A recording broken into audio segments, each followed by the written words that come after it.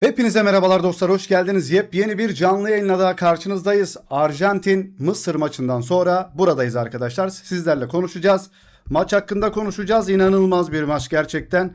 Bir oyuna nasıl etki edilir? Lider nasıl olunur? Ülkesi için yüreğiyle nasıl oynanılır? Onu gördük arkadaşlar.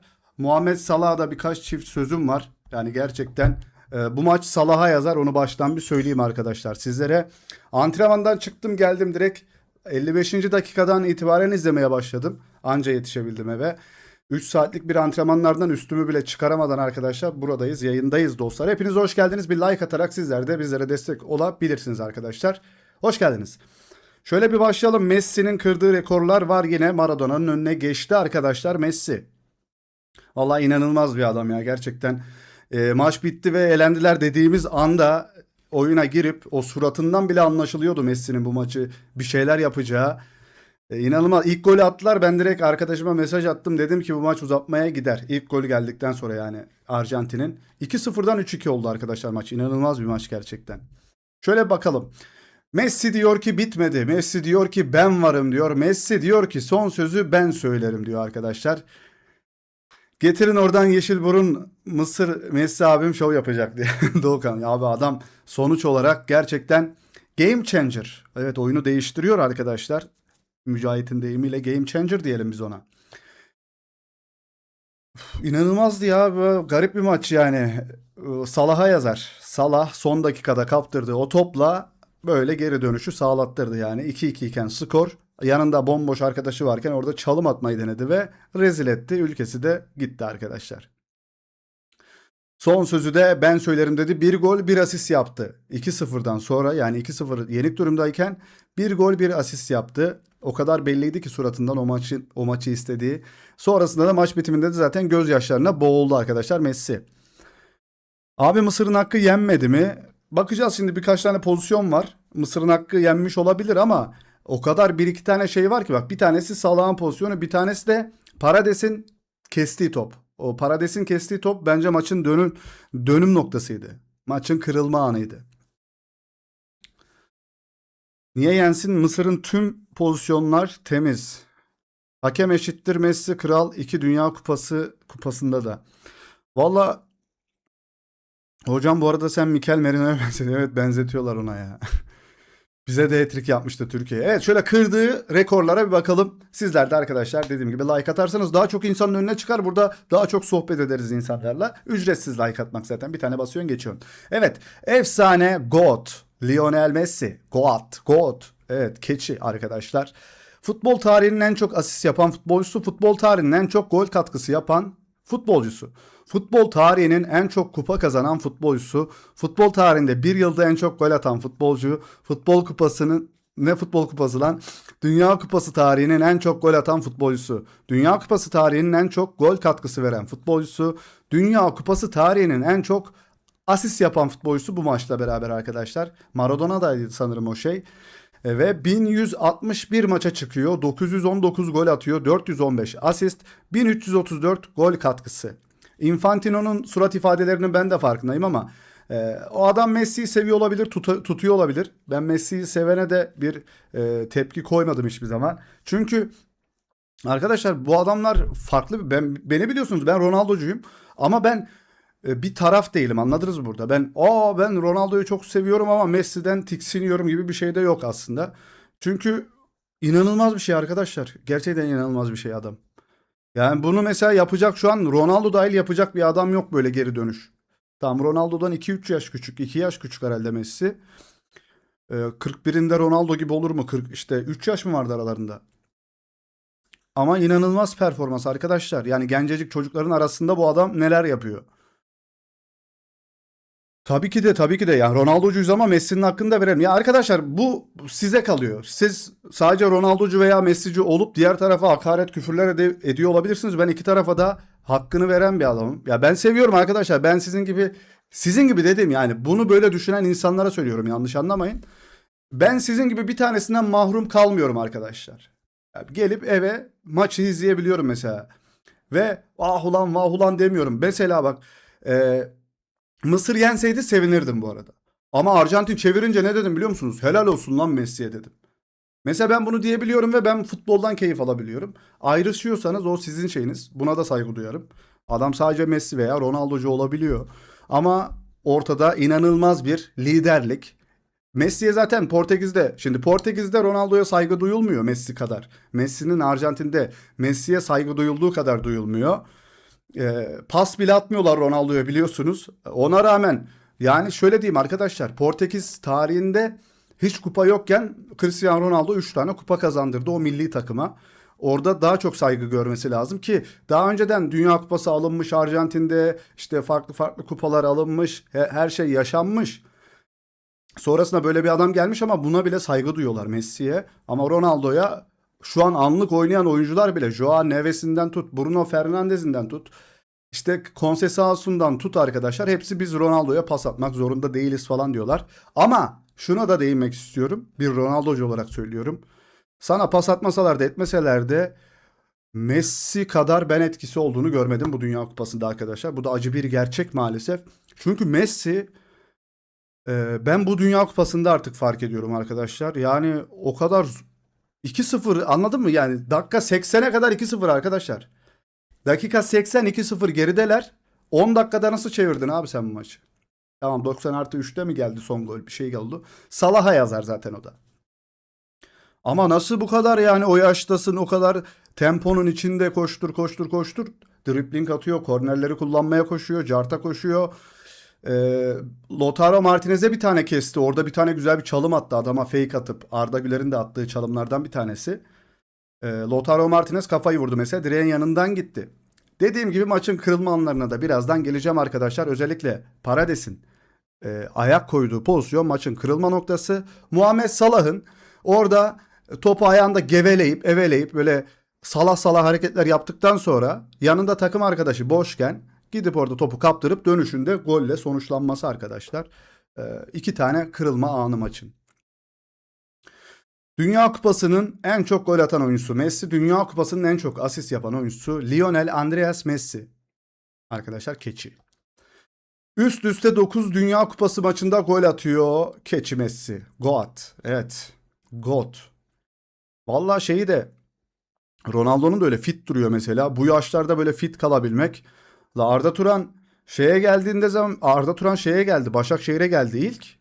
Şeyden sonra, Barcelona'dan sonra. Abi adam davlumbaz gibiydi mesela. Bu adamlar, yani Arda Turan'dan da yaşlı bu adamlar.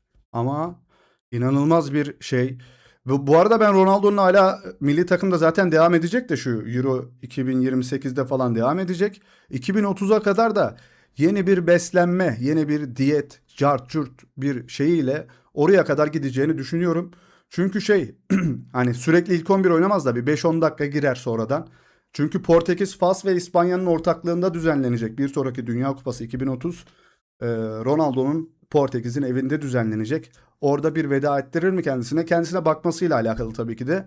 Ki çok profesyonel yaşayan insanlar bunlar arkadaşlar. İçtiği suyun bile siyeline şeyine bakıyorlar yani. Bugün şu kadar litre su içeceksin, şu kadar saat uyuyacaksın. Bu adamlar böyle programla yaşıyorlar. Ve o yüzden zaten bu yaşlarda bu performansları sergiliyorlar. Zirvede bıraksın artık Kroos örnek. Yani evet, öyle düşünenler de var ama Ronaldo'yu biliyorsunuz biraz, işte bu adamlara o yüzden şu deniyor ya arkadaşlar. Bunlar bir şeyleri takıyorlar kafaya, bu ikisi.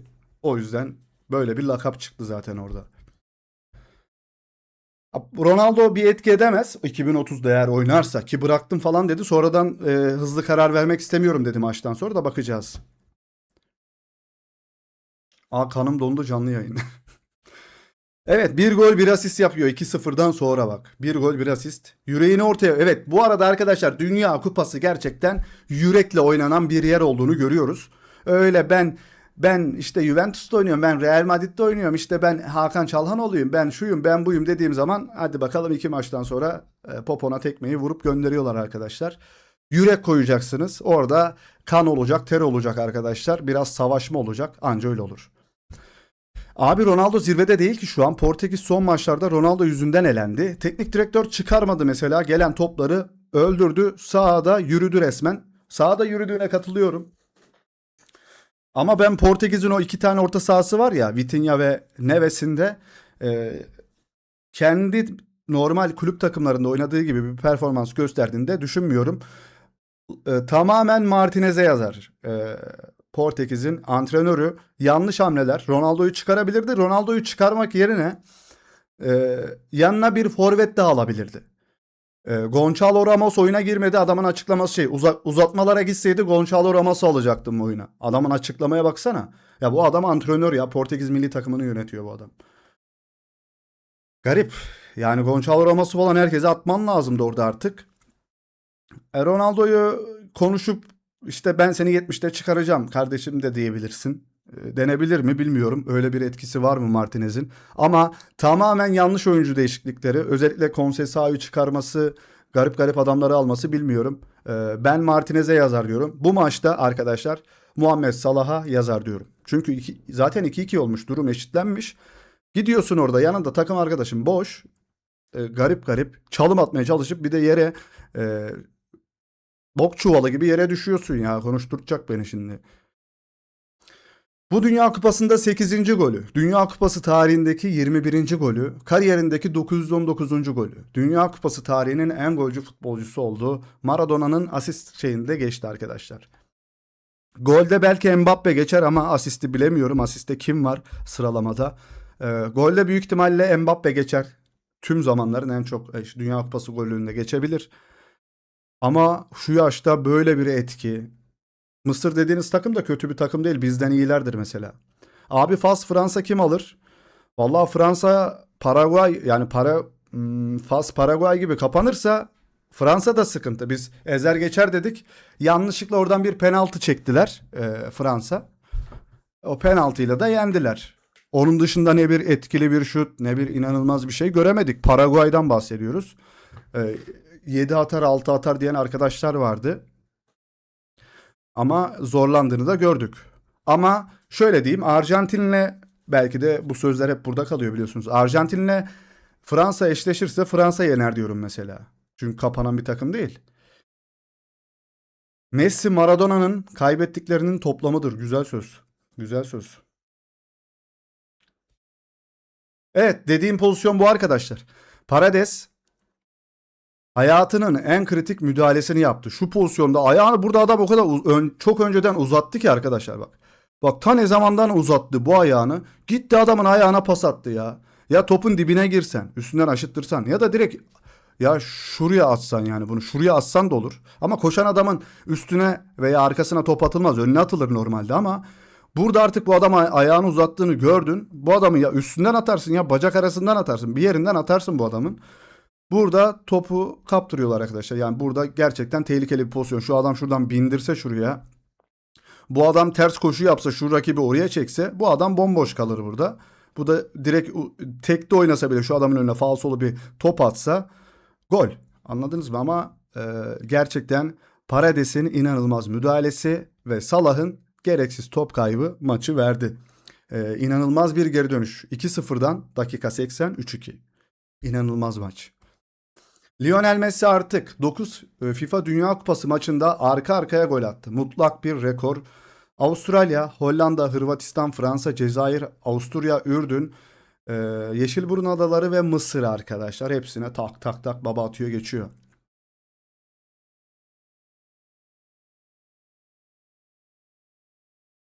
Fransa 5 atar Arjantin'e. Ya ben de yani Mısır falan 2 tane attı. Mısır bu arada akıllı oynasaydı kazanmıştı maçı. Çok geriye yattılar. Çok geri. Ya zaten 2 tane atmışsınız arkadaşlar yani önde oynasanız geriye yaslandıkça adamlar tepelerine bindi. Bir ileride bir sen tehdit oluşturmazsan tüm takım halinde sana doğru gelirler tabii ki de normal. Messi en çok erkekler ne ya? Asist için Maradona'yı geçiyor. Bunu yapan en iyilerden birisi. Maradona'yı geçti abi adam. Dünya Kupası tarihinin bak Arjantin'in değil. Dünya Kupası tarihinin asist kralları. 9 asistle Messi şu an hayatta olmayan Maradona'yı geçti. İstisnai zaten yarışmanın en iyi golcüsü Lionel Messi Dünya Kupası'nda tarihindeki asist rekorunu eşitliyor falan filan.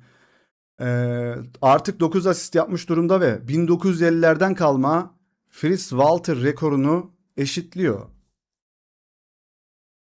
Penaltıyı kurtardı. Az önce net pozisyonu kurtardı. Ülkesini savunuyor. Mustafa arkadaşlar. Mustafa e, yazık oldu Mustafa'ya. Vallahi Mustafa'yı harcadılar. Enzo Fernandez'in o kafa golüyle bitti olay.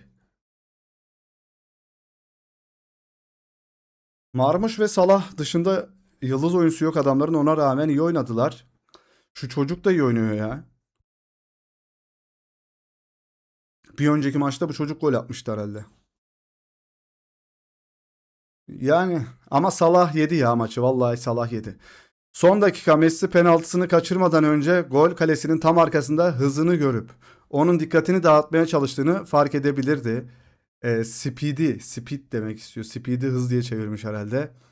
Evet, Speed oradaymış arkadaşlar. Ünlü yayıncı. Messi'nin kaçırdığı penaltı vuruş sonrasındaki Speed'in tepkisi. Kardeşim bu ne ya? Sokakta yürürken Serdar Dursun'u mu görüp de heyecanlandım? Bu nasıl bir bakış? Ya Serdar Dursun görünce böyle olursun bence. Evet, şöyle de paylaşımlar yapmışlar. Abi adam Messi penaltı kaçırdı. Infantino'nun surat ifadesini gördünüz mü? Penaltıyı kaçırttırdı. Nasıl kaçırttırdı ya? Ha, orada Speed'i gördüğü için mi kaçtı? Ben o sırada antrenmandaydım. Abi bu Speed her yerden çıkmıyor. Adamın deli gibi abonesi olduğu için her yere gönderiyorlar bu adamı. Adamın oraya kamera sokması serbest, mikrofon sokması serbest. Speed penaltıyı kaçırması için hareketler yapıyordu. Vallahi onun videosunu görmek isterim ya. Bu arada net görmüştür Speed'i ya. Aleykümselam Özkan hocam hoş geldin. İnanılmaz bir Messi performansı izledik ya. Ya ve yani eve koşarak geldiğime değmiş ya. Koşarak gelmedik. 50'lik motorla geldik de ona bile değdi yani. Mısır'da itirazlar var. Hakeme büyük tepki var. Gol öncesi penaltı itirazları yapıldı. Valla pozisyonu tam göremedim ama ya tam emin değilim diyeyim hatta ama bence penaltı değil ya. Ama ikinci olan golde sanki ikinci golde ilk golde offside var gibiydi. Ama çizdikleri offside çizgisi ama bayağı sonra geldi offside çizgisi.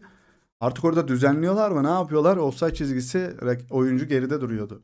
Sanki omzu offside'da gibiydi Arjantinli oyuncunun. Çok bayağı bir ya 5 dakika sonra falan geldi offside çizgisi.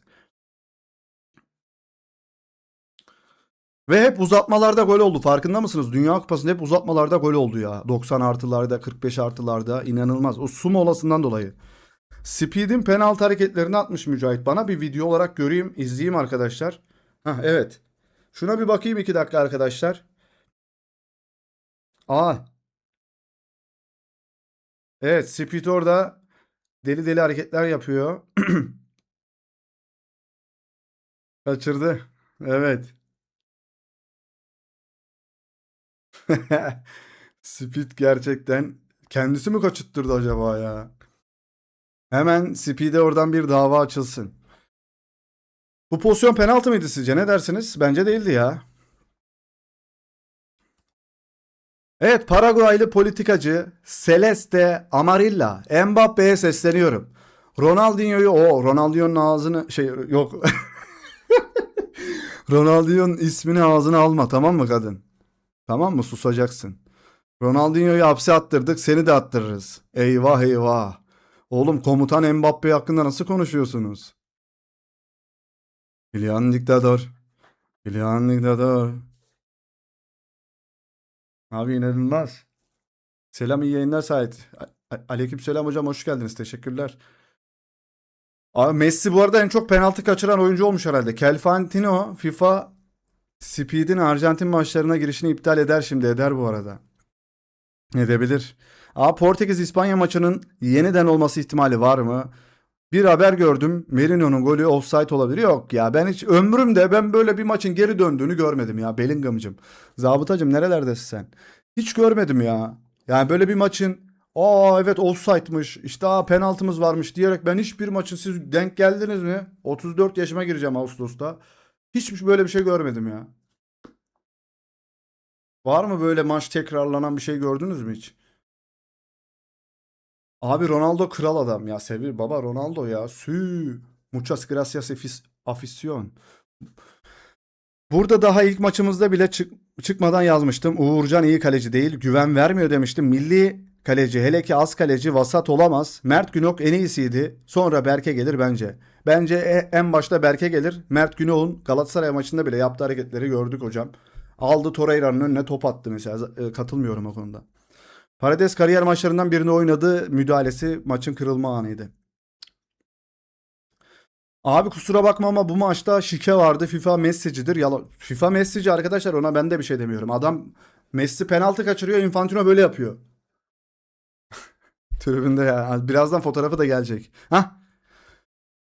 FIFA Başkanı Infantino'nun Messi penaltıyı kaçırdıktan sonraki tepkisi, baba üzgün.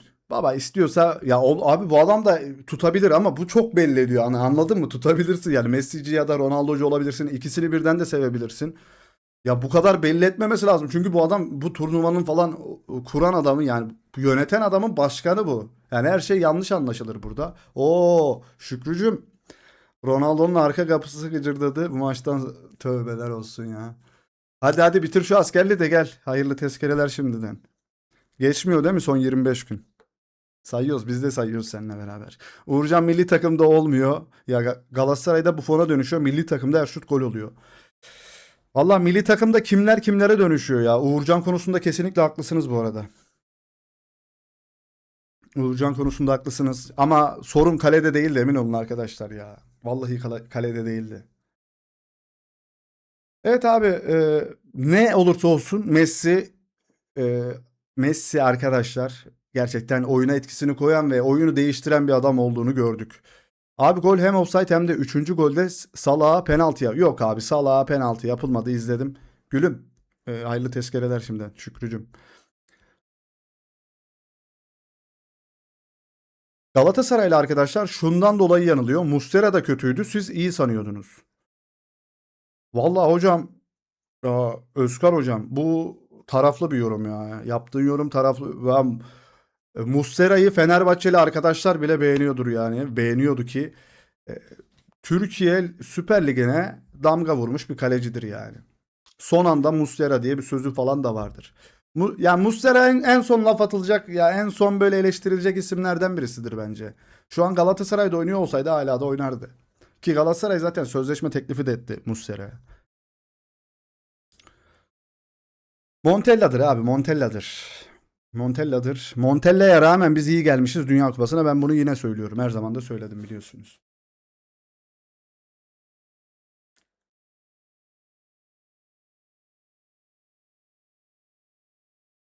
Ya Muslera, ya bir daha değineceğim o konuya.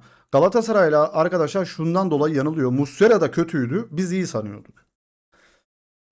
Katılmıyorum hocam. Vallahi katılmıyorum. Beşiktaşlısı da Fenerbahçelisi de hepsi de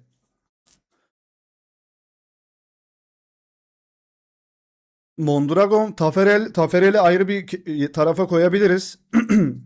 Ben Mondragon'u da izledim. Oraya da yetiştim biraz.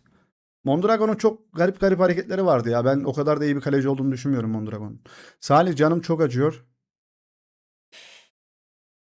Hocam o psikolojik destek şeyleri biraz pahalı, ücretli. Oraya girmiyoruz. Abi Olise mi Arda mı? Olise mi Yamal mı desen ben Olise derim. Arda mı Pedri mi diye sorsan Arda derim mesela. Pozisyona göre söyleyelim. Bu şey gibi, Muslera mı Thierry Henry mi? La ikisinin yeri aynı değil ki.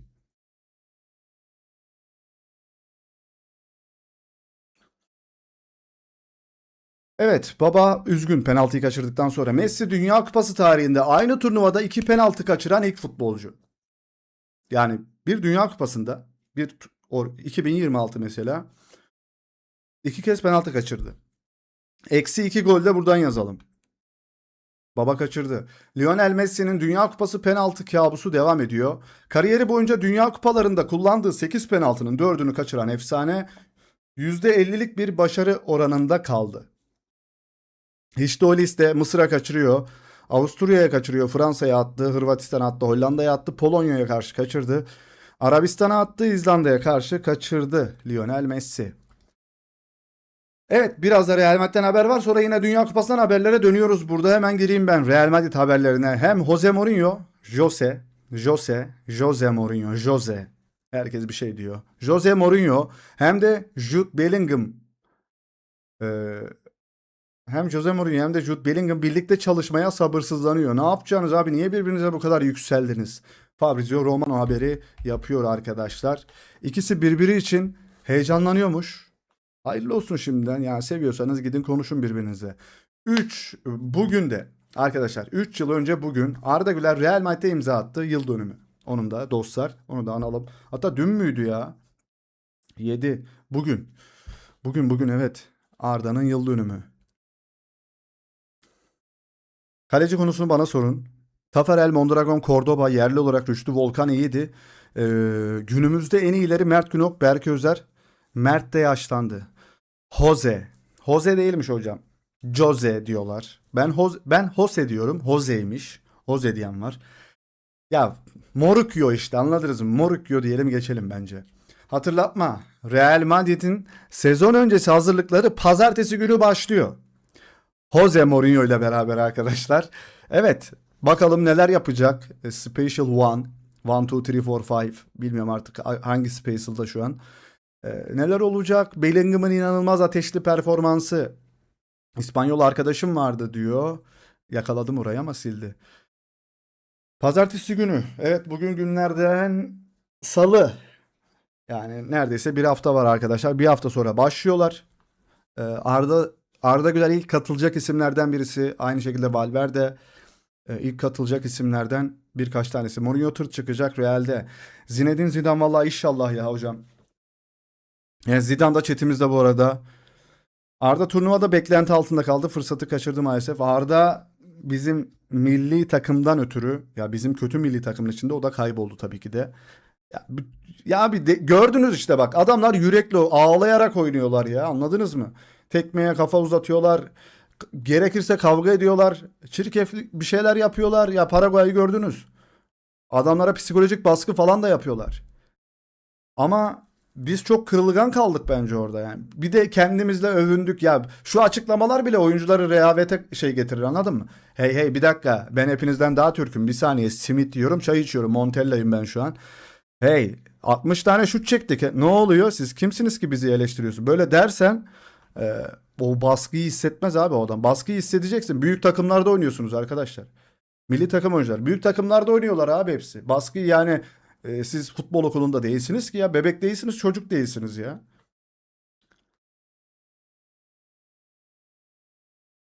Bak adamları görüyorsunuz. Adamları görüyorsunuz bak. Faslar, Mısırlar bak nerelere geldiler ya. Ya Yeşilburun adaları ya. Abi yürek.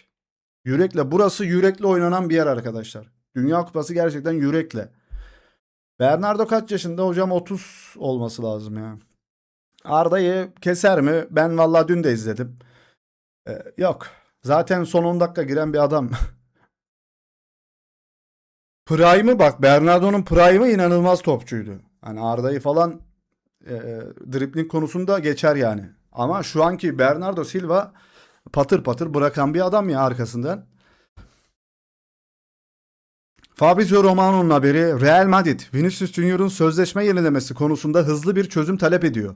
Ya kalacak ya da kalmayacak. Bu artık her iki taraf için de mali bir mesele haline geldi. Arsenal bu yaz herhangi bir transfer mümkün hale gelirse masada olacak. Arsenal Kenan'a teklif yaptı biliyorsunuz resmi olarak yaptı teklifi. Juventus direkt reddetti. Kenan gibi Kenan'a benzer yani Kenan'ın kalibresinde işte Vinicius Junior kanat forvet arıyorlar. Vini'yi alsınlar. Kalsın Vini iyi değil. Şöyle iyi değil. Ben normalde Mbappe'yi sevmem bilirsiniz. Vini ve Mbappe yan yana olmuyor. Yine söyleyeceğim. Ama Fransa'da bak sol tarafa yakın oynuyor. Hani santrfor oynamıyor. Aslında santrfor ama orayı serbest oynuyor. Sol taraf onun asıl sol kanat forvet. Yani Real Madrid'de Vinicius Junior'ın oynadığı yer.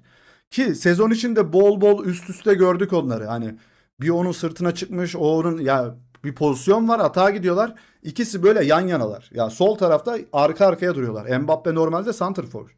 Ama Vini'nin oraya gidiyor. İşte oyun alışkanlığı, işte beyin hafızası, cartucu, beyin kası hep oraya çekiyor adamı da. Ki orijinal mevki zaten santrfor değil. Haaland bu arada Haaland haberi de var. Haaland'ı sen santrfora koy. Mbappe'yi sola at bakalım. Ya yine bir orada ego çatışması olur ama bilemiyorum. Ya Mbappe sat diyebilir misiniz şu an? Abi gitmesin kelebek yüzüm. Ya kelebek yüzümü de seviyoruz da. Git ya.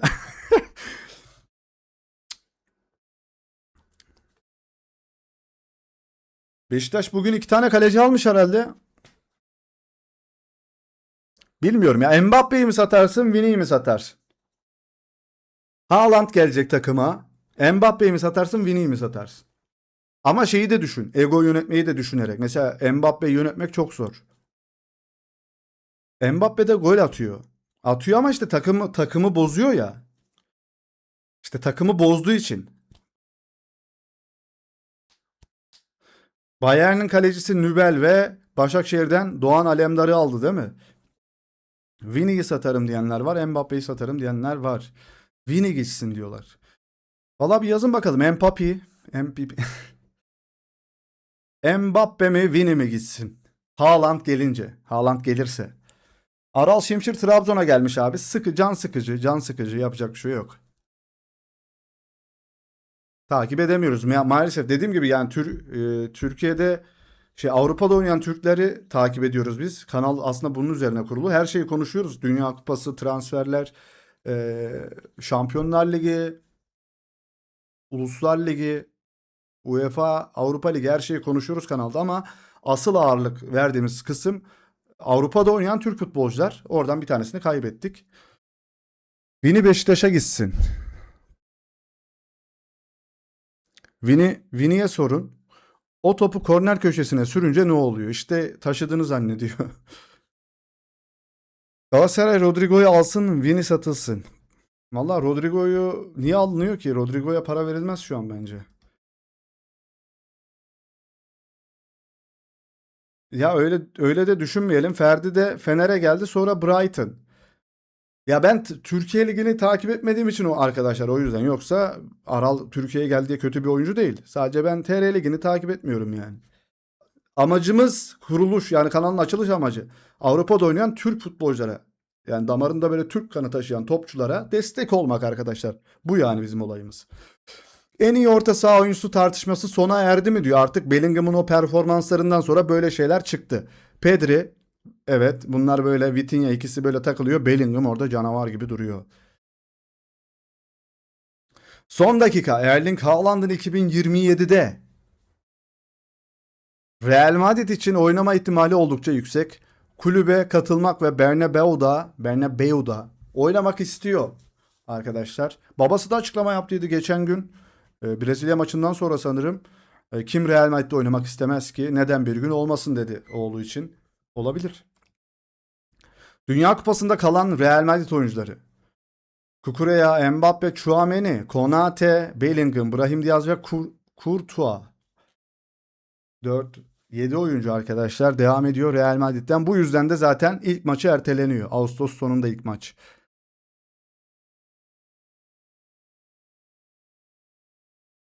Aral'dan Hazard tadı alıyorum ama Hazard kadar iyi değil. Azıcık tadı var sadece. Evet, bir onun gibi ama Hazard bambaşka ya. Arda Haaland uyumu. Arda Mbappe Haaland. Peki sağ taraf bir de Olise çektiği zaman ne diyorsunuz? Arda herhalde sezonluk 100 asist 150 asist falan yapar herhalde. Düşsene. Haaland önde, solda Mbappe, sağda Olise. Arkadan da cayır cayır böyle pas atan bir Arda. 100 asist, 150 asist yazıyorum sezonluk. Bellingham, Tchouaméni orta, Arda 10. Arda'yı 10 numara oynatmazlar, Bellingham oynatırlar büyük ihtimalle. Cristiano Ronaldo Dünya Kupası'nı hiç başarılı dribling yapmadan tamamladı. Çalım atamamış. Arda Haaland Olise. Arda'yı hele bir ilk 11'e alsınlar. O takım 10 yıl boyunca ambargo koyar Şampiyonlar Ligi'ne ama işte öyle bir takım olmayacak gibi. Zaten Haaland muhabbeti de 2027 diyorlar. Evet Ronaldo abi çalım atamadan bitirmiş. Belçika bunu da iptal edin diyor arkadaşlar. Lukaku'nun golünden sonra. O zaman Bellingham sakatlanır. Kıps. Aral Kenan gibi çalım atıyor. Evet Aral gerçekten çok çalımcı bir oyuncu ya. Real maçını izlemeyi özledik. Brahim Tatlıses, Michelangelo, Menisküs, Pitarcı bile özledik. Evet evet özledik Real Madrid maçlarını özledik ya. Arbelo açıklamaları. Arbelo Fulham'a mı gidiyordu? Fulham maç sonu açıklamalarını da takip edelim mi? Ne dersiniz bu sezon? Bernardo Silva asla ilk 11 oynamayacak abi. Oynam oynayacak bir oyuncu değil. Bu Mourinho'da zerre kumaş yok, katılıyorum. Sadece hamle oyuncusu olur diyorum ben de. İşte birileri dinlenecekse, Bellingham dinlenecekse, Arda dinlenecekse, Tchouaméni dinlenecekse, e, yeri gelir işte Vinicius dinlenecekse oralarda oynar. Son 15, 20, 25 dakika girer. İlk 11 olarak aldılarsa zaten çok saçma. Zaten oyuncuyu bedava diye aldılar bu arada. Final Fas ve İspanya olursa Yamal ne yapar abi? Yatsın. Evet ya, Arbelo açıklama özlendi. Evet vallahi özlendi. Bernardo'nun prime hali bile Arda'dan iyi değil. Böyle de bir yorum var yani. Size kalıyor orası. Thibaut Courtois. Amerikalıların son günlerde bize karşı gösterdiği saygısızlığın bedelini onlara ödettik. Kardeşim oradayken bunu demesen iyi olur. Patlayabilirsin. Thibaut Courtois maç öncesinde yaşananların bir etkisi olduğu söylenemez. Bunları okuyup gülüyorum. Bugün Senegal maçına kıyasla kazanacağımıza dair biraz daha inançlıydım. Senegal ABD'den daha güçlü bir takımdı ve bunu bugün açıkça ve bugün açıkça görüldü diyor Courtois. Ronaldo hakkında Lamine Yamal konuşmuş. Dürüst olmak gerekirse Cristiano Ronaldo için üzüldüm. Bu sahada ona bu kadar yakın olduğum ilk seferdi. Yo. Nasıl ya? Oğlum oynadınız ya. Hatta ezdi ya seni o maçta Ronaldo. Nasıl ilk seferdi? Hatta Ronaldo'nun yüzüne bakmamıştın. Tokalaşmamıştın o maçta. Ne çabuk unuttun. Ve bu bana ona karşı daha büyük bir saygı duyduğumu hissettirdi. O inanılmaz bir insan ve şüphesiz tarihin en büyük futbolcularından birisi. Barcelona'da oynayıp böyle açıklamalar yapması da garip. Maçın bitiş düdüğünden sonra onun ne kadar üzgün olduğunu görebildim. Çünkü bu onun için çok önemliydi, Dünya Kupası. Bu yüzden yanına gittim ve ona sarıldım. Burada doğru olanı da yaptı tabii ki de. Portekiz için elinden gelen her şeyi yaptı. Cristiano gibi oyuncular beni çok motive etti ve sonuç ne olursa olsun büyük bir saygıyı hak ediyor demiş. Helal olsun. Ama onu görmezden geldiğin günü de hatırlıyoruz. Nuno Mendes'e karşı Yamal Yunus Akgün'e dönüş. Aynen öyle. Çorum Futbol Kulübü. Aubameyang ile kişisel şartlarda anlaşmaya vardı. Aubameyang İstanbul'a geldi. Ne diyorsunuz abi, Çorum'a bak. 65 kilo leblebi karşılığında Aubameyang almış adamlar. Arjantin Mısır maçında Fransız hakem, Fransa Fas maçına Arjantinli hakem vermişler. Bence Yamal Olüse'den daha yetenekli diyor. Bu sezon bazında bakarsak Olüse bambaşka bence. Ganalı büyücü sonunda ya. Sonunda senin de foyan ortaya çıktı.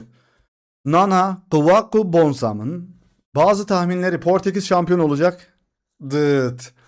Arjantin Yeşilburun adalarına kaybedecek. Dıt. İngiltere çeyrek finali görecek. Zart. Gana veya Kongo çeyrek finali görecek. Zort. Evet, hepsinde elendi arkadaşlar. GG. Artık işsiz bir adamsın. Ee, geçmiş olsun. Tutturamadı. Akasya durağındaki Obama. Aynen öyle. Luis de la Fuente turnuvadan önce Merino'yu gerekirse kucağımda De la Fuente'nin kucağında geziyoruz ya. Turnuvadan önce Merino'yu gerekirse kucağımda getireceğimi söylemiştim. Umarım herkes neden olduğunu anlamıştır. Ne yani, şimdi buna mı benziyoruz gerçekten? Yani De La Fuente'nin kucağına falan oturmadık kardeşimiz. Buna mı benziyoruz yani? Benzete buna mı benzettiniz? Şuna daha çok benzemiyor muyum? Ben de Almanya'yı tutturamadım. Vallahi futbolda hiç belli olmuyor bu işler. Özkan hocam, valla zaten tutturuyor olsaydık zengindik belki de.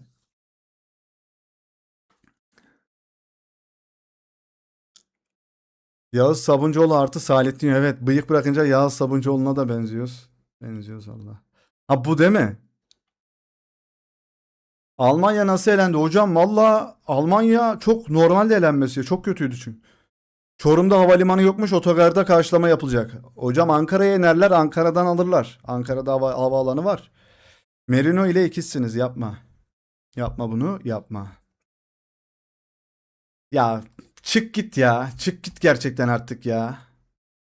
Atletico Madrid Griezmann'ın yerine Muhammed Salah'ı transfer etmeyi düşünüyor. Çok düşünmeyin kardeşim. Hemen vazgeçin ondan. Bu adam bitmiş. Ee, Nine. No. Cık. İstemiyorum böyle bir adam. Abi fas alsın inşallah. Mısır su molasına çıkınca 3 litre suyu içti. Adamların çölünde yok tabi. Putin kim ya? Sonra 3 tane yediler. Evet, su molasından sonra geldi. Çorum parayı nereden buldu? Şampiyon oldular ya. Kıps. Bugünden itibaren iptal. Evet, bugünden itibaren iptal. Paraguay turnuvanın en iyi pist takımı. Almanya dayan. Turnuvanın en iyi pist takımı nedir ya? Diğer çocuk daha iyiydi. Slalom yaptı. Baba bitmiş. Sakın. Türk kulüpleri sakın. Getirmeyin bu adamı, istemiyorum. Paranızı boşuna harcamayın. Evet, La Liga paylaşıyor. 2023 yılında Arda Güler Real Madrid'in yeni oyuncusu olarak tanıtıldı arkadaşlar. Pırıl pırıldı o zamanlarda. Şimdi de öyle. Bakalım bu sezon neler bekliyor. Yine zorlu bir şöyle düşünün arkadaşlar. Bir denge ipindesiniz. Her yer alev alev böyle yanıyor. Üstünüze böyle kızgın yağlar dökülüyor falan. Her yerinizde böyle lan bu ben bildiğim başka cehennemi tarif ettim herhalde. Evet, inanılmaz bir ortamın olduğu yerde yürümeye çalışıp karşıya geçebilecek mi Arda? Her sezon böyle oluyor maalesef. Bu sene çok zorlu geçecek. Mourinho'dan çok çekeceğiz. Belki de Mourinho 3. ayında kovulur. Bilmiyorum. Kanattaki Hassan bizde. Hassan bize eski Salah'ı hatırlattı.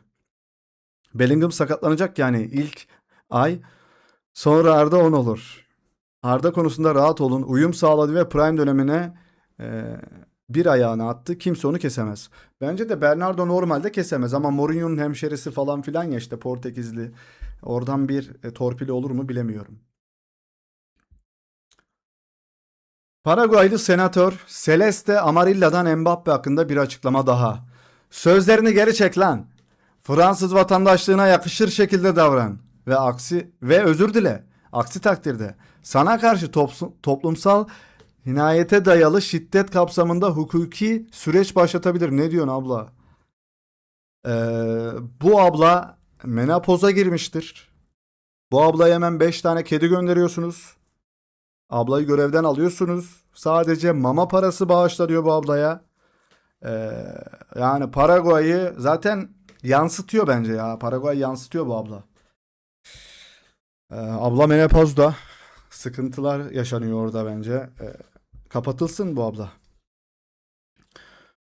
Abla ne içtiyse ben de istiyorum. Arda'nın ilk 11'i taraftar halleder inşallah. Taraftar ve Perez, yani tek bizim güçlü lobimiz orada Perez tabii ki de. Arda'nın artık toyluk dönemi bitti, rahat olun. Evet, artık prime'ına bir geçsin, milli takımı da uçursun artık. Kaptanlığı falan verin şu çocuğa da bir şeyler yapsın. Neymar'ın babası. Sana ricam ne? Yani flüt. Lütfen oynamaya devam et. Futbol oynamaya devam et. Baba ama ben sakatım.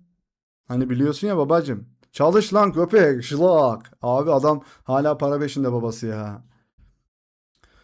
Resmi olarak Birleşmiş Milletler, Fransa Cumhurbaşkanı, Paraguay hükümeti, FIFA, Fransız Futbol Federasyonu, Hakkı Bulut, Mbappe'ye karşı Celeste Amarilla'nın ırkçı yorumlarına karşı tam desteklerini açıkladı. Mbappe'nin tarafında olmuş Birleşmiş Milletler, Fransa Cumhurbaşkanı, Paraguay hükümeti de, FIFA, Fransa Futbol Federasyonu, hepsi Mbappe'nin yanında olmuş. Abi ablaya hemen 5 tane kedi alıyoruz. Görevden alınıyor. Mama parası. Tamam.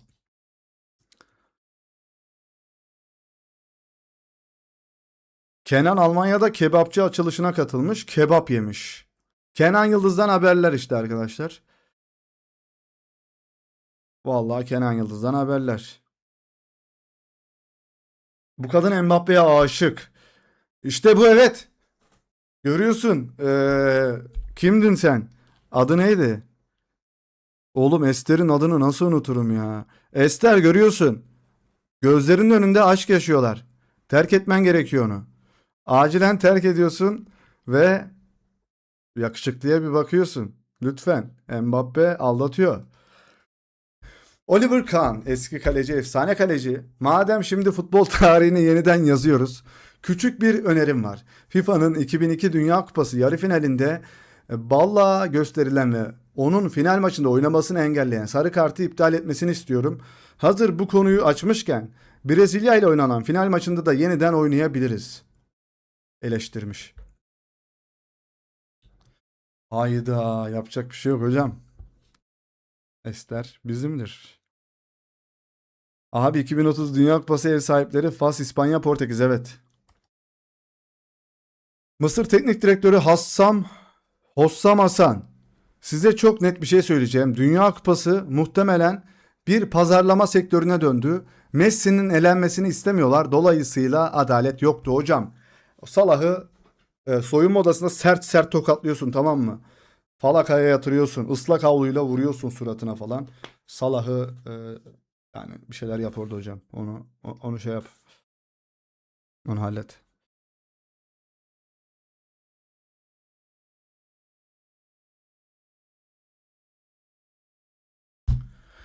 Erling Haaland çiftlikte olmak, traktör sürmek, ineklerimi beslemek. İşte bu benim hayalim. Emekli olduğumda yapmak istediğim şey bu.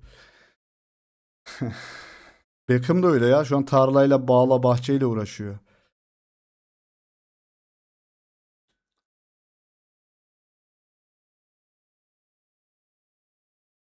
Evet, nerede kaldık? Evet, şuradan baştan başlayalım. Arjantin tarihi maçın ardından çeyrek finalde demiştik. İnanılmaz maç döndü ya, gerçekten. İnanılmaz maç döndü abi. Ta ki seni görene kadar keçiler oldu. İlacım buymuş benim. Evet, Messi'ye şarkılar. Keçiler de ağlar. Yo. Niye? Kurbanlık mısın? Niye ağlıyorsun? Keçiler de ağlar. Abi Messi'nin ağlayışı da çok komikti ya. Elensin şu Arjantin lütfen. Oy oy. Vallahi baba, ama adam harbiden etkisini koydu ya. İnanılmaz bir adam. Keşke dönmeseydi.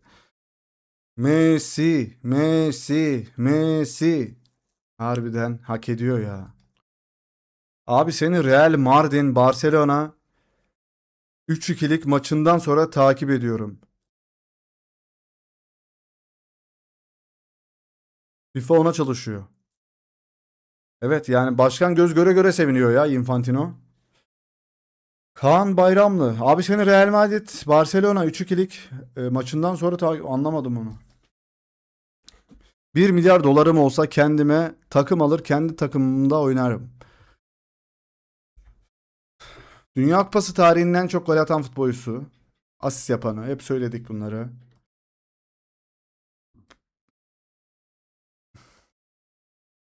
Madem olmayacaktı, neden olur gibi oldu. Mısır ülke tarihinin en iyi Dünya Kupası serüvenini büyük bir hüsranla geride bıraktı.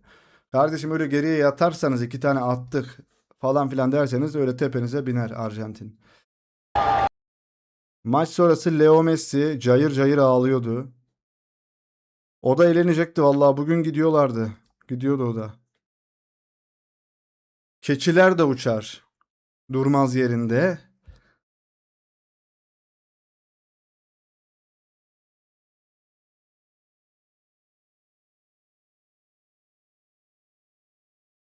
Diogo Costa'nın Dünya Kupası performansı hakkında Francesco Farioli. Diogo Costa geri döndüğünde havaalanında da yolları da kapatacağız. Havaalanını da yolları da kapatacağız. Gelmesin diye mi? Komik mi kardeşim? Türkiye milli takımı. Dünya Kupası'nda çıktığı son 9 maçın tamamında gol atan Lionel Messi bu karşılaşmalarda toplam 16 gole doğrudan katkı sağladı. 13 gol, 3 asist süzülerek. Süzülerek, süzülerek.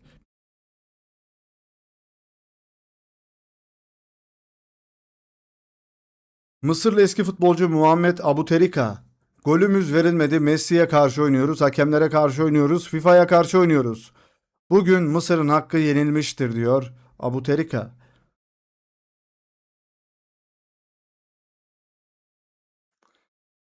Biz elendik ama işte. Mustafa Ziko, bu maç sanki ayarlanmış gibiydi. 2-0 öndeydik ve sürekli üzerimize geliyordu. Görünüşe bakılırsa Arjantin'i bir Dünya Kupası şampiyonluğu daha için şimdiden tebrik etmek gerekiyor. Fena fena söylemler geliyor. Herkes farkına varmış gibi. Lautaro Martinez Messi'yi sahada ağlarken gördüğümde ona ben de ağladım. Çünkü sen bunu hak ediyorsun dedim. Kardeşim, sen bir ilk Dünya Kupası golünü atacak mı kariyerindeki? Kaç senedir milli takımda oynuyorsun, bir tane Dünya Kupası golün yok ya. Bir tane atacak mı kardeşim benim? Messi de Messi, yalayıp duruyorsunuz Messi'yi ya.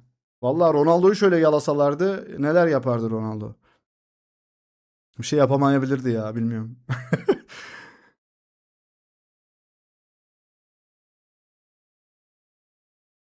Roy Keane, onlar sokak savaşçısı, asla pes etmeyecekler diyor arkadaşlar.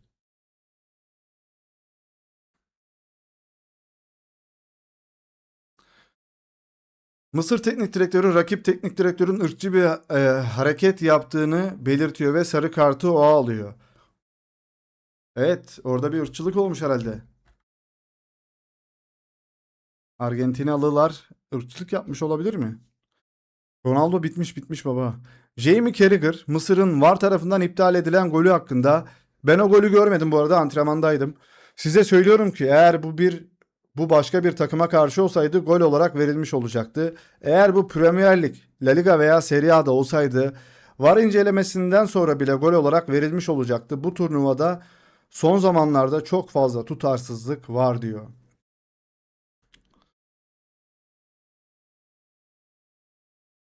Merak ediyorum, Türkiye dünya üçüncüsü olduğunda ayarlanmış kurallarla, kolay rakiplerle üçüncü oldu denildi mi dış basında? Vallahi bunu şey Mısırlılar falan da diyor arkadaşlar. Bilmiyorum, biz demiyoruz ya. Mısırlılar, sadece Türkler demiyor, Mısırlılar falan da diyor. Rakipler de diyor. Ki Infantino'nun şöyle fotoğrafları var ya arkadaşlar, ondan dolayı da diyor olabilirler. Infantino'yu bulabilirsem tekrardan. Infantino'yu bulamayabilirim. Infantino'yu bulamayacağım büyük ihtimalle. Infantino neredesin? Heh. Şöyle şeyler falan var ya, işte seviniyor golüne. Penaltıyı kaçırıyor, üzülüyor falan ya, onun için diyorlar.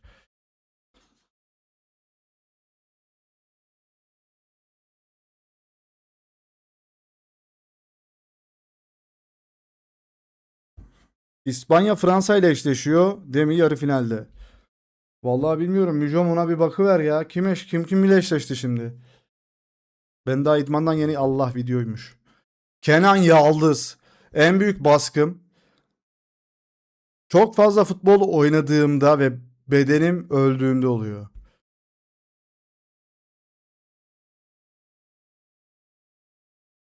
Kardeşime bir kebap ısmarlayın oradan. Ne dediğini bilmiyor. Erling Haaland, bunu okumuştuk. Çiftçi olmak istiyormuş. Çiftçi Kemal.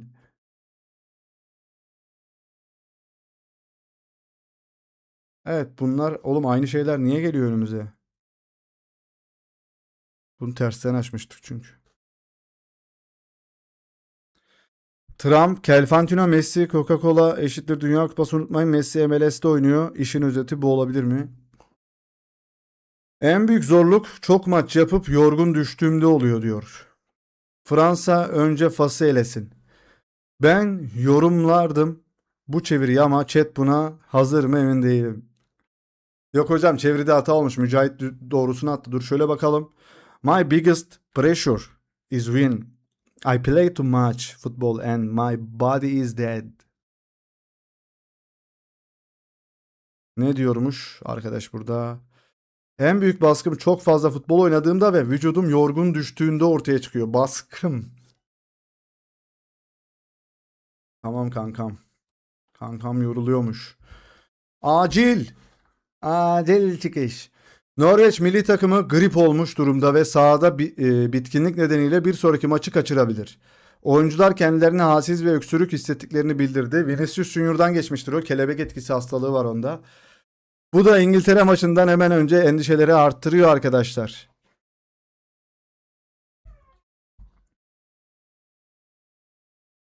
İyi akşamlar, hoş geldin Şükran ablam.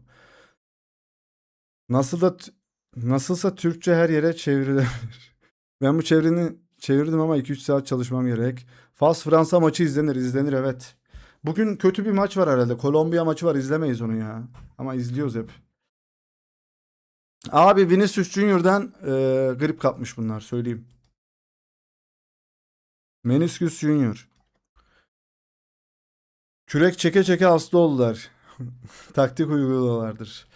Norveçli birkaç oyuncu cumartesi günü İngiltere'ye karşı oynanacak çeyrek final öncesinde şu anda halsizlik hissediyor ve öksürük geliştirdi. Horgen Strand Larsen daha önce ateş geçirmişti. Marcus Holmgren Pedersen de hastalık nedeniyle Brezilya galibiyetini kaçırmıştı.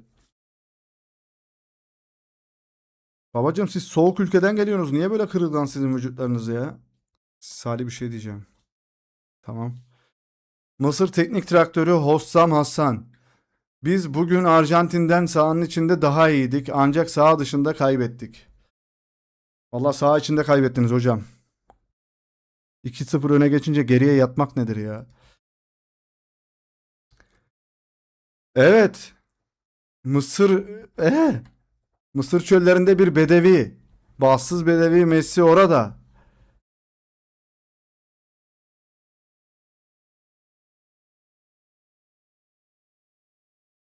10 bin abonem var diyor. Herkes 20 bin koyarsa 200 milyon yapıyor. Bir takım satın alalım. Herkes 20 bin koyarsa. O zaman beni harbiden Messi gibi görüyor olmaları lazım. Herkes 20 bin atarsa buraya. Piramitlerin şifresini çözmeye gitmiş. Bence piramitlerin arasından şöyle falsolu bir top vurmuştur bu ya. Bir şey oraya bir şey çözmez bu. Top oynar orada anca. Adamın gücüne bak, iki kişi üstünde ve yürümeye devam ediyor. Haaland. Gece taksiye çıkınca ben. 68. dakikadan sonra konsantrasyonu kaybetti Mısır. Ya 80'e kadar 2-0'dı ya. 80'den sonra 10 dakika kala nasıl 2 gol, 3 gol yersiniz ya?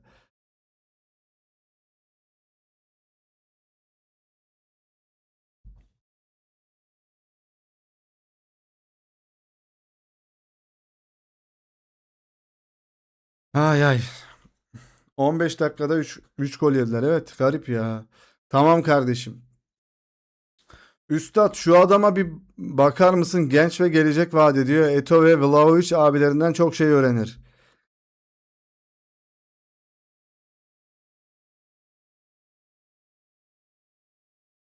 Nerede oynuyor? Molde'de oynarken lan. Vay be, adam harbiden, bu adam hemen scout ekibine alıyoruz arkadaşlar.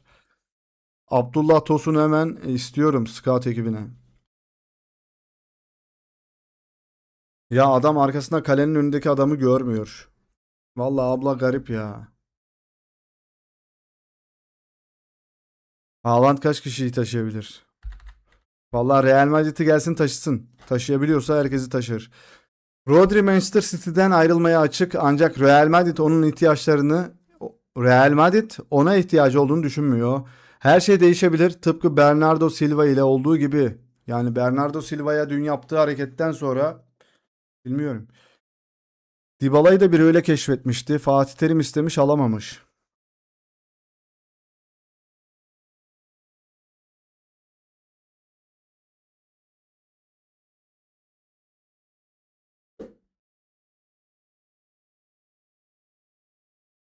Sandalye yine gitti. Keçi yeniden zirvede. Lionel Messi 8 golle yine Mbappe'yi, Haaland'ı geçti. Harry Kane 6 gol.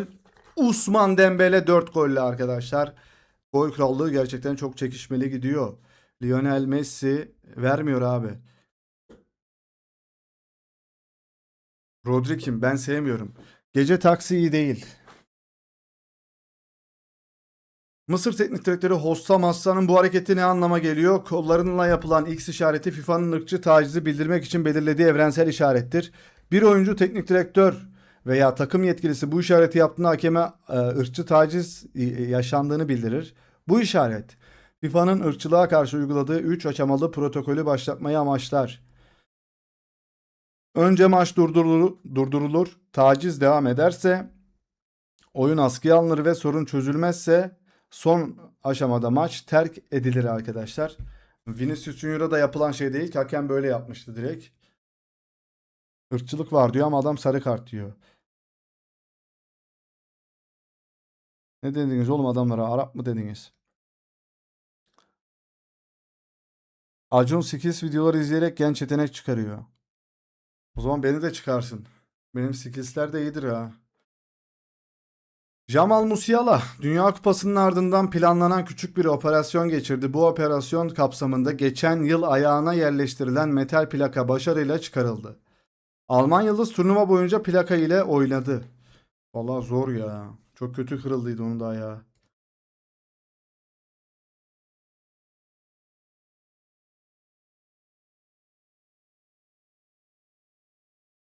Salah maç sonrası röportajda elimden gelen her şeyi yaptık. Ama Messi adında bir adam var ki oyunu her an bozabilir ve maçı tek başına kazanabilir. Messi'nin diğer futbolculardan çok daha üstün bir seviyede olduğunu kabul etmeliyim. Kardeşim, boşu kes, o kaptırdığın topa dön bir bak. Ya siz görmediniz ya, dikkat etmediniz. Kaptırdığı topu gördünüz mü? Yanında bir de arkadaş falan da boş. Orada ablak ablak hareketler yapıyor ya. Git şimdi ağla sabaha kadar. Haaland'ın yüzü onda 10, vücudu ağaçtan inmeye niyetli değil.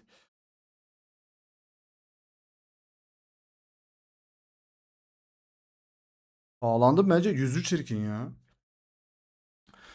Lionel Messi Arjantin maçında neler yapmış? 90 dakika oynuyor, bir gol bir asist, %82 pas isabeti, 6 tane fırsat üretiyor.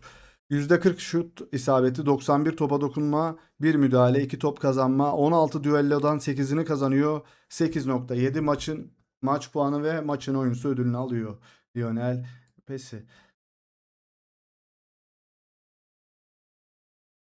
Messi çok kibirli. Sadece bir yer kaldı. Ne diyorsunuz oğlum? Evet, söylüyorum size. Fransa, Norveç. Yaz bunu. Of, uzatmalara gider bu. Penaltılarla Belçika diyorum bu maça. Kolombiya ile mi eşleşecek bunlar da?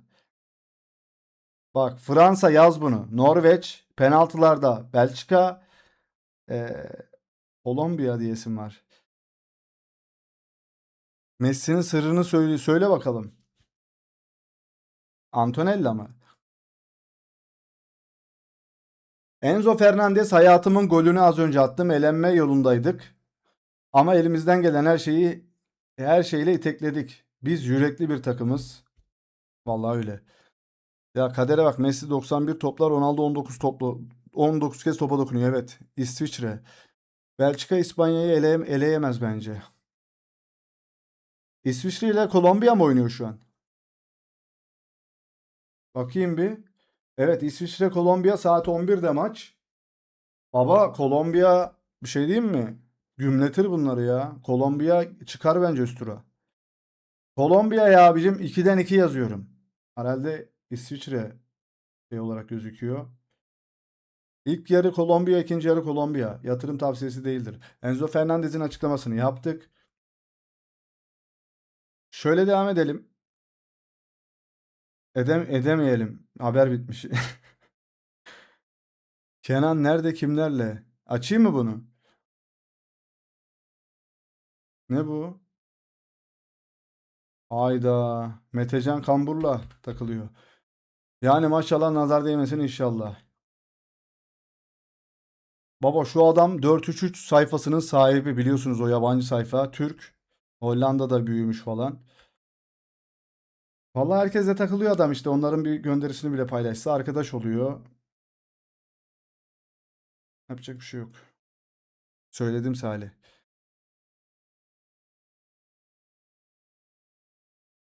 Şöyle geleyim. Ne söyledin? Kendisi Yahudidir, Yahudiler çok büyü yapıyorlar. O da büyü yaptırdı. Koşarken falan cinler elinden tutuyor. Bayağı bildiğin hile Lan ne diyorsunuz oğlum? Kanka, yoktur öyle bir şey. İyi yayınlar Salih. Matematiğin güler yüzü. Abi hocam hoş geldin. Matematiğin güler yüzü. Nasılsın hocam? Umarım iyisindir.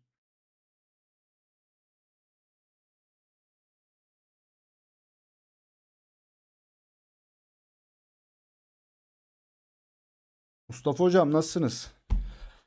Kolombiya geçer bence de. Ya atma Yusuf. Kolombiya'da elenirse tek Arjantin kalıyor Amerika kıtasından. Allah'a şükürler. Dinamosun gerçekten. Ne oluyor? Allah şükürler olsun. Aynen devam. Güzel hocam. Avrupa takımları futbolun dinamosu gerçekten. Alamıyorum. Mısırlı futbolcu Zico. Beyaz Pele, siyah Pele. Tebrikler Arjantin. Dünya Kupası zaten ayarlanmış, o yüzden hakeme veya başka bir faktöre hiç ihtiyaç yoktu. Hakem adaletsiz. Allah bana yeter. O ne güzel vekildir. Bütün bir milletin emeğini boşa harcıyorlar. Kupa Arjantin'e veriliyor demiş. Alaturka tuvaleti özlüyorum. Nerede acaba? Metafizik işleriyle uğraşan bir hoca dedi kardeşim.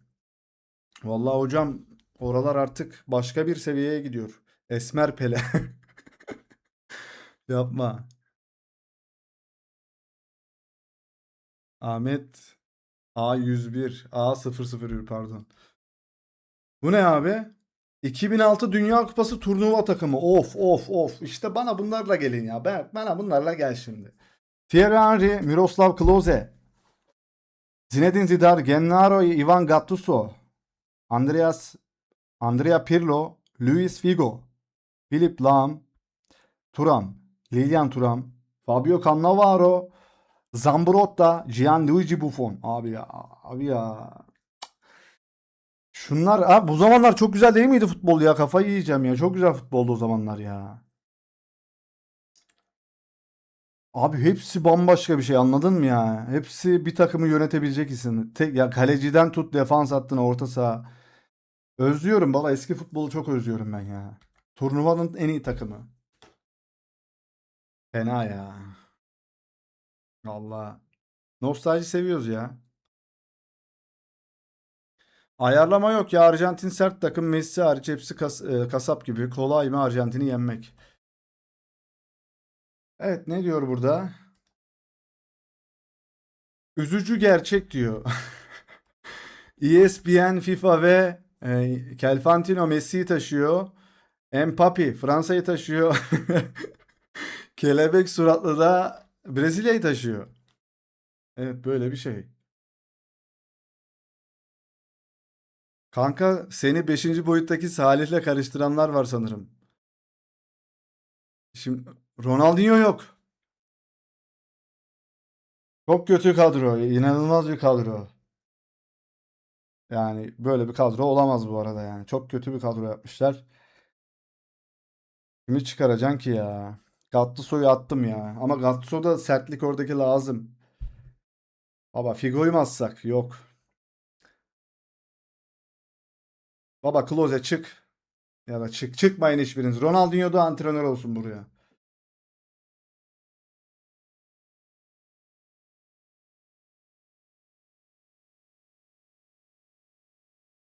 Vini burada da aldı. Abi neden hep ağlar gibi adam? Hadi Vini'ye bak. Kelebek yüzüm ya.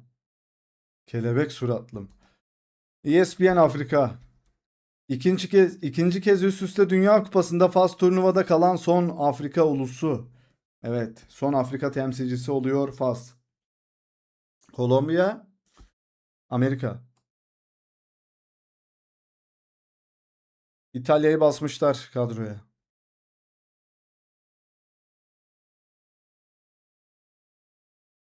Evet, Aubameyang.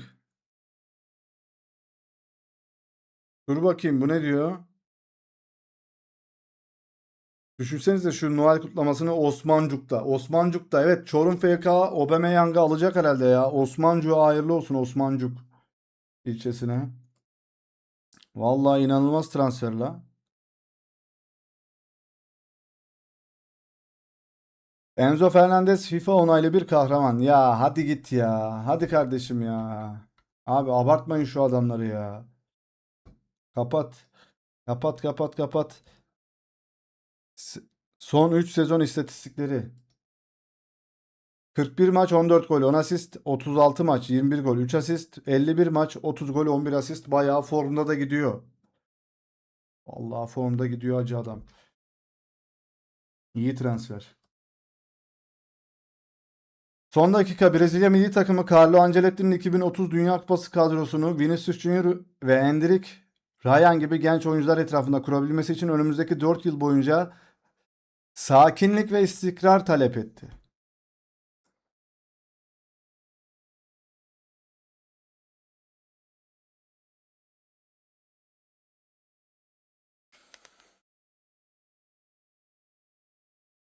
Salih gerçekte olsaydı Vini ile reenkarne olmak ister miydin? İsterdim ya. Yani kelebek gözünden bir hayatı görmek isterdik. Yapacak bir şey yok. İsterdik baba. Sonuçta zengin bir hayat. Yani rahatında, keyfinde. Evde hamam böceğiyle uğraşmaktan iyidir ya. Hamam böceği kovalamaktan iyidir. Bizim evde hamam böceği çok. Birleşmiş Milletler Celestia Amarilla tarafından ırkçı saldırılardan sonra Mbappe'yi destek için bir kampanya başlatmış. Tamam kankam, orada halledin siz onu.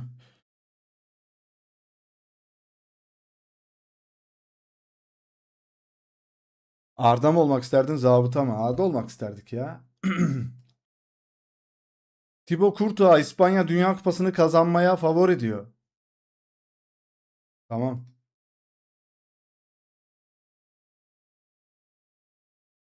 Salih harbi Merino'ya benziyorsun. Yapmayın hocam ya.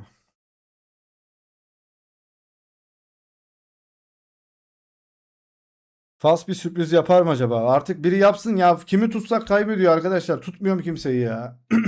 Kendimi tutacağım, kendimi kaybedeceğim. Fransa-Fas maçının hakemleri tamamen Arjantinli.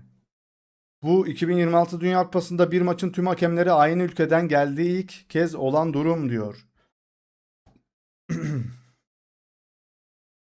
Bir şeyler ayarlanıyor herhalde gerçekten. ABD'yi tuttuk, elendi işte. Doğrulandı, Real Mardin Mario Gilan'ın Milan'a transferinden 15 milyon euro alacak. Bu kim abi ya? Bu kim ki yani? Satmışız onu.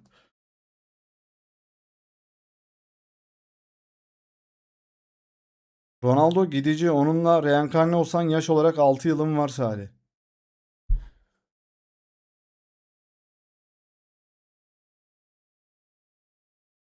Uğur, ben hatırladım. Ben de hatırladım Uğur, evet.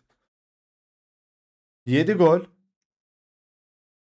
2006, 2010, 2014, 2018, 2022, 2026. 7 gol. 2026 Dünya Kupası'nda sadece. Erling Haaland.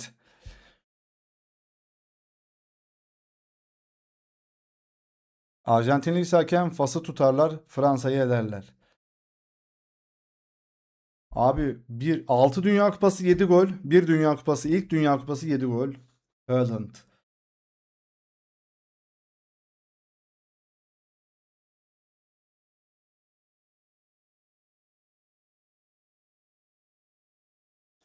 Aşk olsun Salih, espri yapmıştım. Abla, espriyi anlayamadım ya. Fransa Fransa hiç içim almıyor. Ronaldo gidici. Onunla reenkarne olsan yaş olarak 6 yılım var Salih. Abla, Ronaldo 41 yaşında, ben 34 yaşındayım. 34 aldı 7 yıl. 34 6 40 7 yıl abla. 6 değil.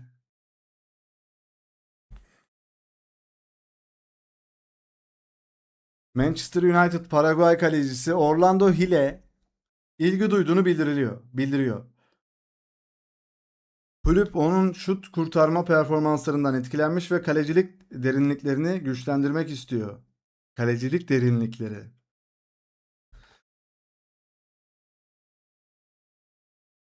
Vozinha'yı alsanıza kardeşim, şu Vozinha'ya bak. Ne diyor? Fenerbahçe alıyorum bak Vozinha'yı. Fenerbahçe o çocuğu ya. Tamam. Salih, ben de 32 yaşındayım, artık şişede durduğu gibi durmuyor. Daha oynardın. O, evet. Ben oynamak için değil, para için. Fenerbahçe Mason Greenwood için son teklifi yaptı, ancak şu ana kadar Marsilya'dan olumlu yanıt alamayınca hızlıca alternatiflere yöneldi. Bu alternatiflerden en ciddi aday Al Hilal forması giyen Malcolm. Fenerbahçe Brezilyalı oyuncu ile anlaşmaya çok yakın. Abi Greenwood'u alamıyorsunuz mu? Niye bana Fenerbahçe haberleri atıyorsun Mücahit? Hemen Fenerbahçe'sinin de reklamını yaptırıyor ya. Fenerbahçe Malcolm Felipe Silva de Oliveira ile kişisel şartlarda anlaşma sağladı. Arya Dahya. Arya Diyah. Arya Diyah. Kaynak.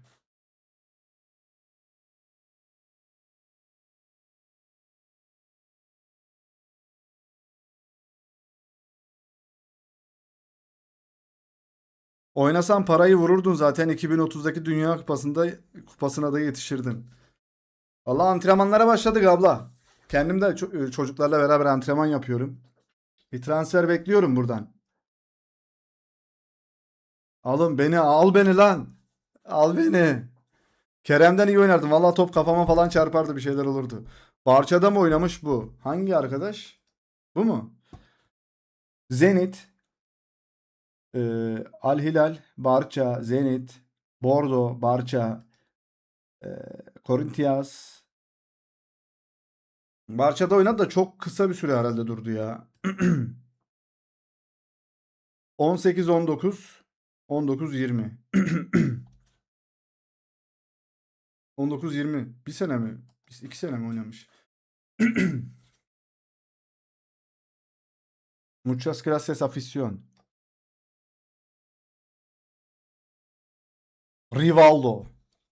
Ne büyük bir mücadele ruhu, ne büyük bir kazanma arzusu. Herkesten ne muazzam bir savaş ve adanmışlık. Bir taraftarın Dünya Kupası'nda takımından beklediği tam olarak budur. Messi hakkında konuşmaya gelirsek bu zaten malumun ilamı.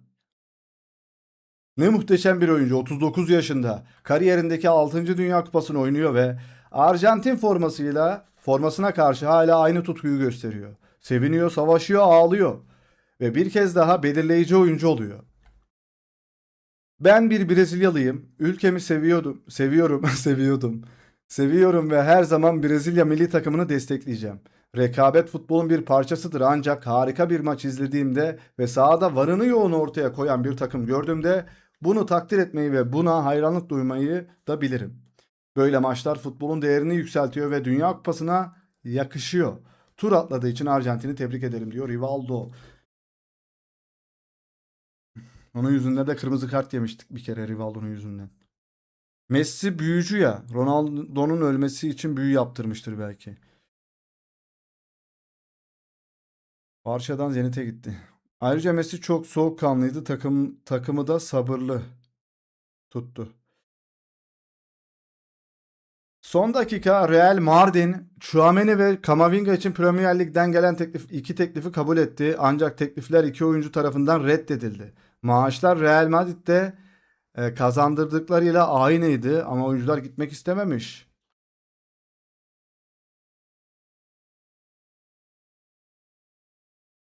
Muhammed Salah, Arjantin'in golünden önceki faul, hakeme VAR'ı kontrol etmesini ve gol öncesi hazırlıkta faul olup olmadığını görmesini söyledik. Bize bunun maaşının bize bunun maaşının yetmediğini söyledi. Ne diyor oğlum ya? Ha, bize bunun kendi yetki alanlarının dışında olduğunu söyledi diyor. Aa, faul olup olmadığını kontrol etmesini söyledik. Bunun kendi yetki alanının dışında olduğunu söylemiş hakem. Salih kabul et Mısır'ı yediler. Abi Salah da bence yani ya abi 2-0'dan da maç vermeyin ama ya. Vermeyin abi yani. Donkey misiniz ya? Müco hiçbir şey yoktu. Ben kabul etsem ne olacak abi? Adamlar elendi yani. 2-0'dan nasıl maç veriyorsunuz ya? Gidin saldırın abi ya. Saldırın abi. Bakayım Müco şeyi atmış. Pozisyonu attı. Bakacağım bir tekrar. Allah bana penaltı değil gibi geldi. Bakacağım bir de. Var çağırsın evet. Çağırsın. Niye çağırmıyor? Abi top arkada bir defa. Ayağı takıyor. Takıyor dediğim çarpışıyor. Salah da cangırdak diye kendini yere atıyor. Top arkasında kalıyor Salah'ın. İzliyorum şu an. Ha, penaltı verir misin? Verirsin buna. Vermez misin? Vermezsin. Ama top arkasında falan yani anladın mı? Arkada kalmış top. Ya yönü kalede bile değil. Ya burada arkadaşına pas atması lazımdı. Bu eşek gibi topu ayağında bocaladı orada. Gıcık oldum zaten. İyi oldu. Paraguay-Fransa maçının pozisyonunda penaltı değildi bence. Fransa o pozisyon penaltıydı ya. Çünkü adam top önündeydi ve kaleye doğru gidiyordu ya. Bunda top arkasında. Garip bir pozisyon. Versen de verilir, vermesen de niye vermedin demem yani. Öyle bir pozisyon aslında. Ama bence arkada ya top falan. Ne bu? Bir tane daha pozisyon attı Mücahit. Size gösteremiyoruz teliften dolayı. Bu ne? Bakacağım.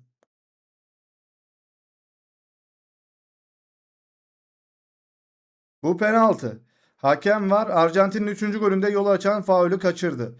Evet, diğer oyuncuya faul var. Formadan çekip yere indiriyorlar. Ama orada da top yine yok yanında adamın. 8 numara tekme attı orada. Birini formadan çekip düşürüyor. Ama top yok. Fol yok. Pozisyon top böyle Salah'ın arkasında falan ceza penaltı noktasında olan başka bir faulden bahsediyoruz. Ama bile isteye gidip yani onlar da bedavaya verdiler maçı ya. Ya topu alıp üstüne otursan bile yani o maçı kazanırdın yani. Topu alıp hani saklıyorlar ya korner bayrağının orada. Yok abi bile bile ya göz göre göre nasıl verdiniz şu maçı ya? Evet baba bir sürü şeyden bahsettik, konuştuk, cayır cayır burada dilimizi damağımızı döktük. Siz de bir tane like'ı patlattınız baba. Esnerken ağzıma saç girdi Salih. Afiyet olsun hocam. Paraguay gibi harambol oynasalar. Evet orada artık harambola dönebilirsin. 2 tane patlatmış. Zaten harambola döndüğü için, harambolu beceremedikleri için yenildiler zaten. Ya Dünya Kupası'nda başkanlar arayıp etki ediyor. Ya böyle de futbol olmaz ama harbiden ya. Maç 2-2 uzatmalara gelmiş. Kontradan gol yedi Mısır. Salaklık değil, süper salaklık. Vallahi garip. Hakem vermedi. VAR çağırdı Fransa maçında.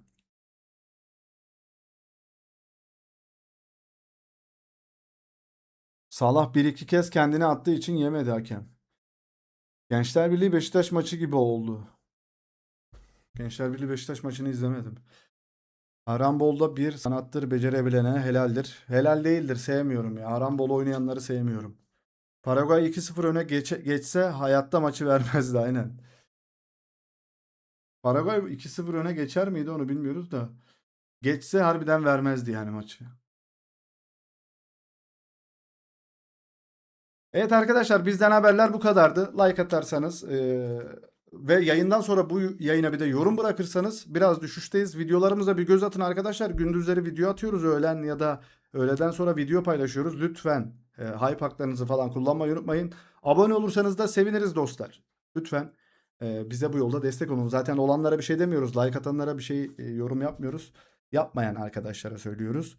Like atan, abone olan herkese teşekkür ediyoruz arkadaşlar. Güzel bir yayın oldu bence. İyi ki varsınız efendim. Like attım mı attım diyenler var. 79 tane oy kullanmış. Güzel. Niye kank grupta bir maçı öyle alsaydık iyi olmaz mıydı? Olurdu. Çaktırma olurdu. Bir tane alsaydık olurdu. 11 kırmızı kart. Ertelensin maçlar tekrar edilsin o zaman. Küsüm oynamıyorum olur mu? Evet bizim maçlar da baştan oynansın. Arjantin ve ABD'ye çok ayrıcalık. Hocam küçük harflerle yazarsak milletin mesajı şey oluyor da. Arjantin ve ABD'ye çok ayrıcalık yapılıyor. Bunu göz göre göre yapıyorlar bir de. Rezillik resmen. Evet doğru haklısınız. ABD'ye ayrımcılık var. Messi'ye Arjantin'e var katılıyorum. Ama Messi de oynuyor. Mesela Ronaldo'ya böyle bir ayrımcılık yapsan oynayabilir miydi bilmiyorum. Ben Ronaldo'cu olarak söylüyorum ha. Ya Messi, ilk önce Ronaldo'ya kendi ülkesinin takım arkadaşlarının saygı duyması gerekiyor. Onu topla buluşturmaları gerekiyor. Ama Messi'ye duyulan saygı Portekiz'de yok. ABD elendi sıra Arjantin'de. Ben bugün elenir diyordum Arjantin'e elenmedi. Mısır teknik direktörü Hussam Hassan artık Dünya Kupası maçlarını izlemeyeceğim. Bugün yaşadığımız haksızlığı protesto ediyorum demiş. Yarın yan dükkandaki prenses işe gelecek. Bugün tatilde ama bana hala yüz vermiyor. Hocam vazgeç. Prensesse falan vazgeç. Hemen gidiyorsun. Yemek yapabilen, sana destek olabilen, sohbet edebilen bir arkadaşla sırtını döndüğün zaman, hasta olduğun zaman sana bakabilecek. Aynı şekilde sen de ona bakabileceğin bir insanla evleniyorsun. Öyle bir insan yok ama benim gibi bekar kalıyorsun. Geçmiş olsun diyorum şimdiden sana. E, öyle. Yalnızlık paylaşılmaz hocam. Messi de elense reklamlardan nasıl kazanacaklar? Kazanmasınlar. Arjantin hep zayıf takımlara karşı oynadı. Büyük takımlara karşı ne yapacaklar bakalım bilmiyoruz. ABD elendi, kalan maçları vizeleri iptal eder mi? ABD elendi, kalan maçları vizeleri iptal ederler mi? Edebilirler. Evet dostlar, gidelim yavaştan. Kahvaltıyla duruyorum, bir yemek yiyeyim. İdmandan gelir gelmez yayın açtık. Sağ olun, var olun. Keyifli sohbetiniz için de teşekkür ederim. Güzel bir ekibimiz, güzel bir chatimiz var burada. O yüzden çok seviniyorum. Burada biz 70-80 kişiyiz. Güzel güzel sohbet edebiliyor olmak çok güzel bir şey arkadaşlar. Saygı sınırları içinde gayet keyifli bir chatimiz olduğunu düşünüyorum. İyi ki varsınız. Maç başlıyor. Maç da başlasın. Yemek yerken maça da bakarım arkadaşlar. Yavaştan kaçalım. Ee, Sürçülisan ettiysek efendim affola. Hatalarımız olduysa affola. Dilimiz sürçtüyse falan bir şeyler olduysa affola. Kendinize iyi bakın. Yine video atarız. Yarın o videoya da bekleriz. Bugünün videosunu izlemediyseniz gidin bir izleyin arkadaşlar. Çünkü çok güzel bir intro giriş yaptım videoya. Ronaldo ile ilgili. Bakıp yorumlarınızda o video altına yazın arkadaşlar. Güzel bir intro yaptım. Bayağı uğraştım. Sabaha kadar uyumadım aslında. 1 dakikalık intro var. Orayı falan bir izleyin arkadaşlar. Güzel bir şey yaptım. Neden Trabzonspor'da antrenörlük? Hocam valla orası denk geldi ya. PS'de antrenörlük yapıyoruz. Yapacak bir şey yok.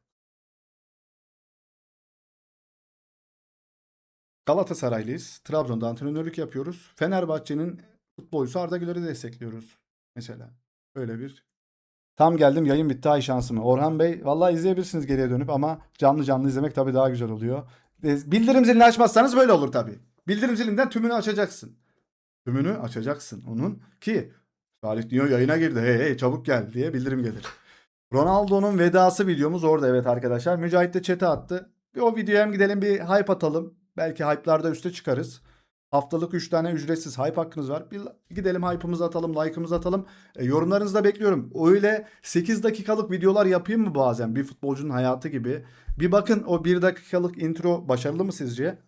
Eğer yorumlarınız gerçekten benim için çok önemli olacak. Ona göre öyle şeyler yapabilirim. Çünkü emek verilen videolar onlar arkadaşlar. O 1 dakikalık yer aslında böyle bir 30-35 dakikada yaptığım bir şey.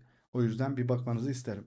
Bay bay. Geceniz güzel olsun. Şimdiki maçı da izleyin. Uzanarak, yatarak izleyin arkadaşlar. Keyfinize bakın. Kafanıza da şapkadan başka hiçbir şey takmayın. İsmim Uğur değil, Uğur Derin misin?